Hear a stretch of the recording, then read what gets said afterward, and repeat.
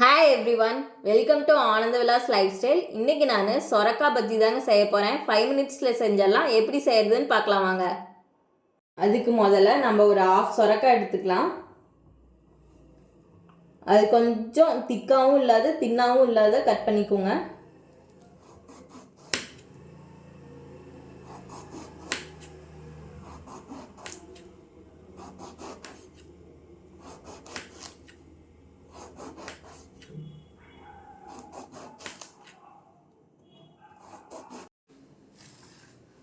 இந்த சைஸில் கட் பண்ணிக்கோங்க, அப்போ தான் உங்களுக்கு சாப்பிட்றதுக்கும் நல்லாயிருக்கும். அதுக்கு ஒரு பாத்திரம் எடுத்துக்கலாம். பஜ்ஜி மாவு மிக்ஸ் பண்ணிக்கலாம். அதுக்கு கடலை மாவு நான் எடுத்திருக்கேன். ஒரு 2 கப், இந்த கப்பு சைஸு 2 கப் போட்டுக்கோங்க.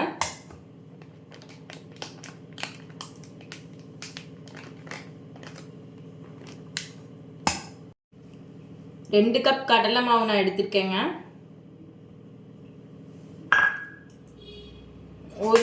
ஒரு டீஸ்பூன் மிளகாத்தூள், உப்பு தேவையான அளவு, பெருங்காயம், அப்போ தான் கேஸ் பிடிக்காது இருக்கும். பெருங்காயம் போட்டுக்கோங்க. இப்போ நம்ம தண்ணி ஊற்றி மிக்ஸ் பண்ணிக்கலாம்.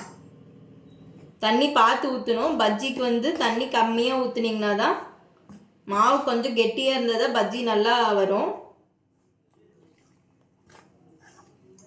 தண்ணி கொஞ்சம் கொஞ்சமாக ஊற்றிக்கோங்க.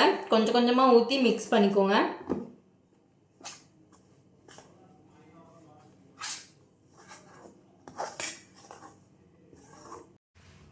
மாவு நல்லா மிக்ஸ் பண்ணிட்டேன். இப்போ ஒரு 10 சீரகமாட்ட போட்டுக்கோங்க.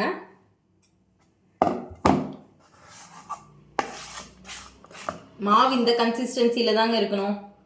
கொஞ்சம் தண்ணி எச்சா போச்சுனாலும் எண்ணெய் குடிக்கும் மாவு பஜ்ஜி. இப்போ மாவு மிக்ஸ் பண்ணியாச்சு. இப்போ பஜ்ஜி போட ஸ்டார்ட் பண்ணிடலாம். ஒரு கடாய் வச்சு எண்ணெய் ஊற்றிக்கிட்டேங்க. இப்படி போட்டு பாருங்க. கொஞ்சம் மாவு எடுத்து எண்ணெய் நல்லா காஞ்சிடுச்சுங்க. இப்போ பஜ்ஜி போட ஸ்டார்ட் பண்ணிடலாம். அதுக்கு ஃபஸ்ட்டு இப்படி மாவில் நல்லா டிப் பண்ணிக்கோங்க. 2 பக்கமும் டிப் பண்ணிவிட்டு இப்படி எடுத்து பார்த்து போடுங்க. எண்ணெய் கையில் தெளிச்சிரும்.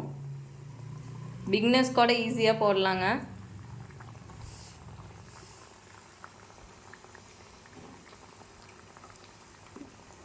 தண்ணியாட்ட பிணைஞ்சிங்கன்னா எண்ணெய் ஆயிலியாக இருக்கும். சுட சுட சுரக்காய் பஜ்ஜி ரெடிங்க. குழந்தைங்களும் விரும்பி சாப்பிடுவாங்க. நீங்கள் வேணால் வீட்டில் செஞ்சு பாருங்கள். இந்த வீடியோ உங்களுக்கு பிடிச்சிருந்ததுன்னா லைக் பண்ணுங்கள், ஷேர் பண்ணுங்கள், சப்ஸ்கிரைப் பண்ணுங்கள். தேங்க்யூ.